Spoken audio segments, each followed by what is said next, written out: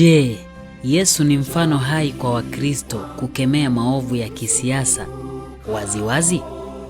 Je, Yesu alihusika katika kukemea uovu wa kisiasa waziwazi?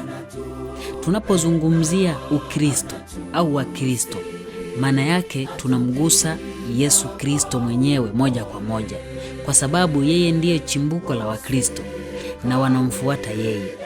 Katika nyakati za machafuko ya kisiasa nchini, hasa nchini Tanzania, moja ya vigezo ambavyo watu wamekuwa wakitumia kupima Ukristo wa kweli ni kukemea serikali inapofanya mambo mabaya au mambo maovu. Makanisa mbalimbali yanayotoa matamko fulani kukemea uovu waziwazi wa serikali yanaonekana ndio Wakristo wa kweli na ndio watetezi wa haki. Halafu yale makanisa ambayo hayatoi tamko lolote, yanakaa kimya, wanaonekana ni makanisa ama ni Wakristo ambao wanaunga mkono uovu wa serikali, na kwa hivyo wanawekwa kundi la Wakristo wasio wa kweli ama Wakristo wa uongo ama Wakristo bandia.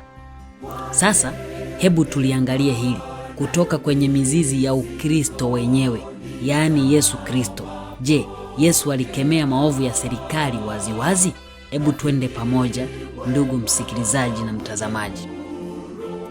Moja ya nyakati ambazo Wayahudi walipitia manyanyaso na ukandamizaji kutoka kwenye serikali ya Roma ni wakati wa Yesu alipokuwa hapa duniani. Ni wakati ambao Wayahudi walikuwa na shauku kubwa sana ya kumpokea Masihi wao ambaye waliahidiwa angekuja kuwaokoa kutoka kwenye ukandamizaji wa mataifa mengine na wao kuitawala dunia. Elewa, Wayahudi waliahidiwa muda mrefu atakuja Masihi ili aje wafanye kuwa taifa kubwa duniani na waitawale dunia, waondokane na utumwa wa kila aina kutoka kwenye mataifa kama Babeli, Uyunani, Ugiriki, Rumi. Wao ndio wawe taifa kubwa. Hivyo walikuwa wanamsubiri kwa hamu huyu Masihi aje awaokoe chini ya huo ukandamizaji. Sasa Masihi huyo ambaye alitabiriwa ndiyo Yesu Kristo mwenyewe. Sasa tuone kama Yesu Kristo ndiye alikifanya hiki ambacho Wayahudi walikuwa wanakitarajia. Je, Yesu alitoa kauli za kukemea uovu wa serikali ya Roma ili kuwaokoa watu wake Wayahudi kutoka kwenye ukandamizaji wa Roma? Hebu tuone. Katika huduma ya Yesu duniani hakuwahi kutoa kauli za kukemea au kulaani ukandamizaji wa serikali ya Roma kwa wakati wowote. Moja ya vitabu vinavyoeleza historia ya maisha ya Yesu wakati huo kinasema serikali iliyokuwepo wakati wa maisha ya Yesu ilikuwa ya kidhalimu na ya kikandamizaji.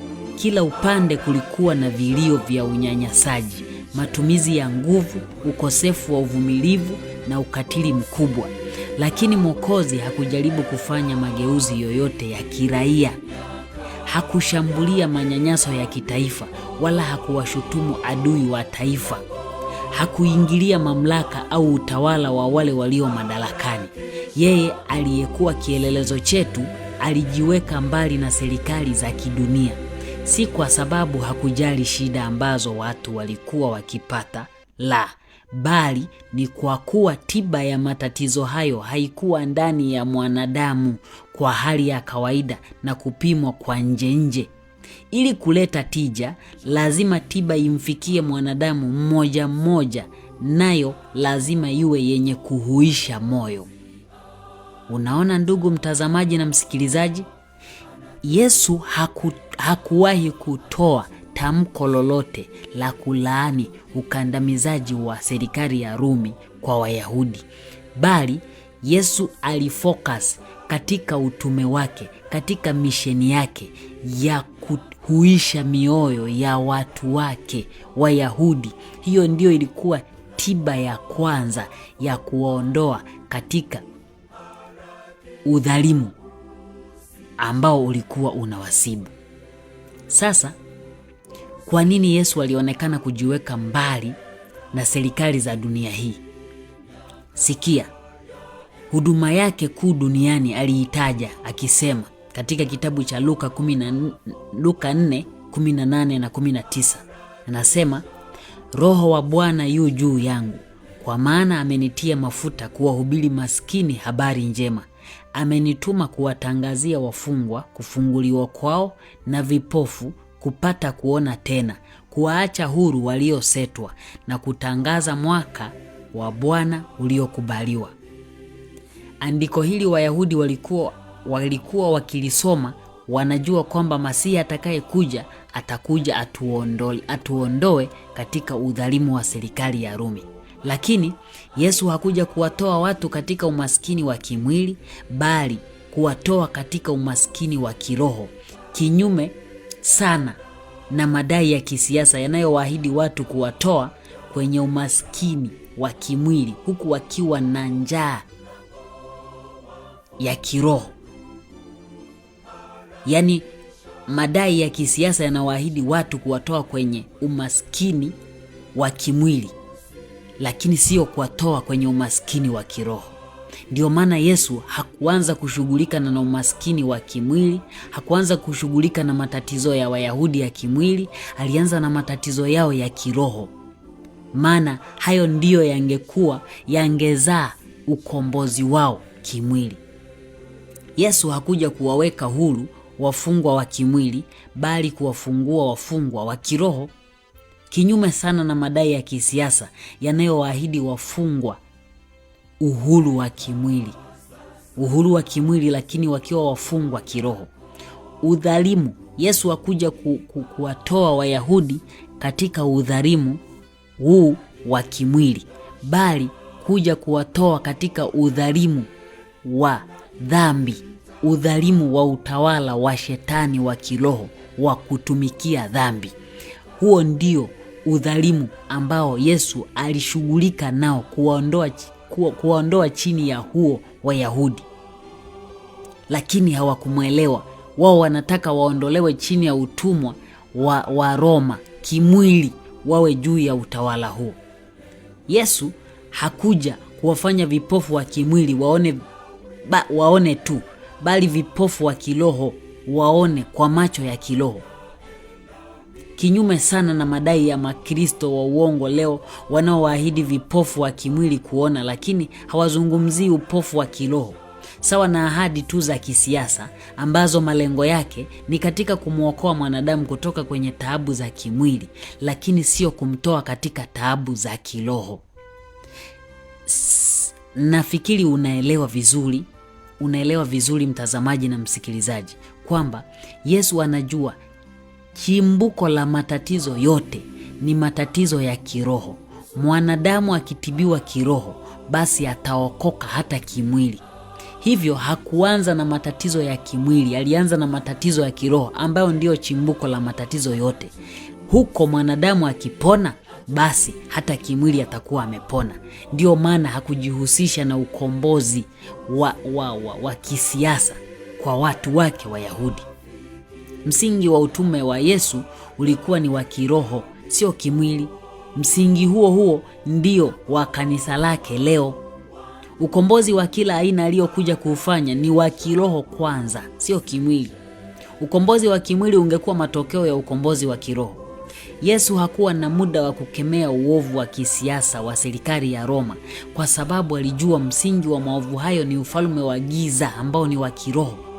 Kwa hiyo kupitia kuwaelekeza watu katika haki ya Mungu, angeweza kubadilisha udhalimu wa serikali ya Roma na watu mbalimbali, kuwabadilisha kutoka katika hali ya ukatili na udhalimu kuwa watenda haki, wakiwemo watawala wa Roma.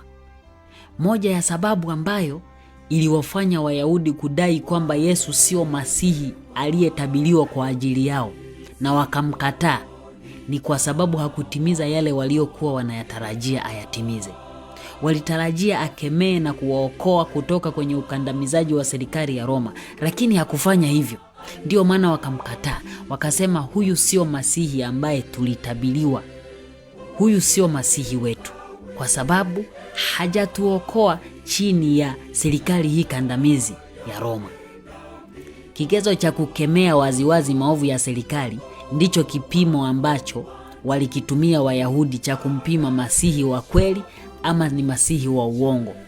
Matokeo yake walijikuta wanamkataa masihi wao sahihi kwa kutumia kigezo hicho ambacho sio sahihi.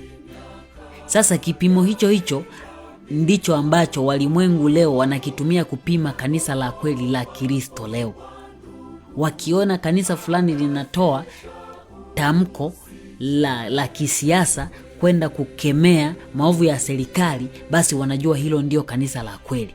Lakini Kristo hakufanya hayo. Anayekemea wanamuona kama masihi. Duniani leo kanisa linalokemea maovu ya serikali linaonekana kama masihi au mkombozi. Kanisa lililo kimya linaonekana ni msaliti au muoga. Hii ni ishara tosha kwamba hawa watu wote wanaopima Ukristo wa kweli kwa kukemea waziwazi uovu wa serikali, wangekuwepo kipindi cha Yesu, wangemkataa Yesu vile vile kama ambavyo Wayahudi walimkataa masihi wao. Pia wanachokitumia kigezo ni kile kile ambacho Wayahudi walikitumia na wakamkataa masihi wa kweli. Hivyo watu wanaendelea kumkataa Kristo katika namna ile ile kwa kumpima katika vipimo visivyo sahihi. Ewe Mkristo, kama wewe ni Mkristo, ukitumia kigezo cha kukemea waziwazi maovu ya serikali kama kipimo cha kanisa la kweli, basi utakuwa unafuata njia ile ile ya Wayahudi, maana utajikuta unalikataa kanisa la kweli na kuchagua lile la uongo, kisa tu limekemea maovu. Kwa hiyo, hitimisho ni hili: Yesu sio mfano hai kwa watumishi wa Mungu ama watumishi wa kanisa lake kukemea uovu wa serikali waziwazi, maana yeye Kristo hakufanya hivyo. Kama ambavyo yeye hakujihusisha na siasa moja kwa moja, ndivyo ambavyo na wafuasi wake wa kweli hawawezi kujihusisha na hawatajihusisha na misuguano ya kisiasa hata siku moja. Sasa swali la kujiuliza ni hili: je, kitendo cha Yesu kunyamazia maovu ya kisiasa kina maana gani? Si kwamba Yesu alipenda uonevu au ukandamizaji wa serikali kwa watu wake, bali alitumia njia ambazo sio za moja kwa moja, yani indirect ways, kuwaonya wahusika, na sio maonyo ya waziwazi, bali indirect warnings. Kwa kufikiwa na Injili, mtawala dhalimu hubadilika. Pasipo Injili iletayo kumjua Mungu, kujaribu kumlazimisha mtu huyo kubadilika ni kujaribu kulazimisha jambo lisilowezekana. Hivyo Yesu alianza kuhubiri Injili ili watu wote wanaoisikia wangebadilika kutoka kwenye udhalimu waje katika kutenda haki. Hao watawala wakiisikia Injili, wangeisikia Injili, wangebadilishwa na hiyo Injili. Si njia za Yesu kumgeuza mtu kwa kumshinikiza, kama ambavyo misuguano ya kisiasa ilivyo. Misuguano kwenye siasa ni kwamba mtawala anashinikizwa kwa nguvu abadilike, lakini hiyo sio njia ya Yesu.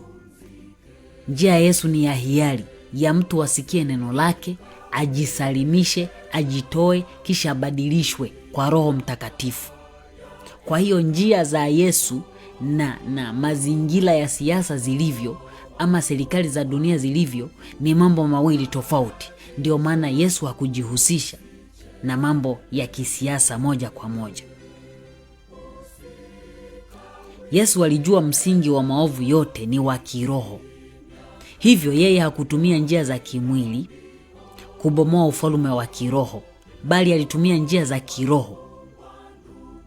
Leo hii watu mbalimbali na wanasiasa hutumia njia za kimwili kujaribu kuondoa au kuangusha ufalme wa kiroho, kitu ambacho hakiwezekani. Kama ambavyo ufalme wake haukuwa wa dunia hii. Katika Yohana 18:36 utaona Yesu alisema, ufalme wangu sio wa dunia hii. Ndio maana hakujihusisha kusuguana na falme za dunia hii. Hakujihusisha kusuguana na ufalme wa Roma uliowakandamiza sana watu wa taifa lake. Kwa hiyo Kama ambavyo ufalme wake haukuwa wa dunia hii hata ajihusishe kwenye msuguano na serikali za dunia, ndivyo ilivyo kwa kanisa lake duniani. Haliwezi kujihusisha katika misuguano ya kisiasa, kwa sababu utume mkuu wa kanisa ni kuwaweka watu huru mbali na dhambi ili wamjue Kristo. Hivyo njia pekee ambayo kanisa litafanya kumsaidia mfalme katili na mkandamizaji, ama kuisaidia serikali kandamizi, ni kumjuza habari njema ya wokovu. Kupitia hiyo atabadilishwa na kugeukia haki. Mtazamaji na msikilizaji, ubarikiwe sana kwa kutambua kwamba kigezo hiki cha kupima kanisa la kweli la Ukristo, kwamba lazima likemee waziwazi maovu ya serikali, sio kipimo sahihi na wala sio kigezo sahihi, kwa sababu tumeona baba wa Ukristo ambaye ndio Yesu Kristo mwenyewe hakujihusisha na mambo hayo. Kwa hiyo watu wake pia sasa hawatajihusisha na mambo hayo. Bwana akubariki sana. Amina.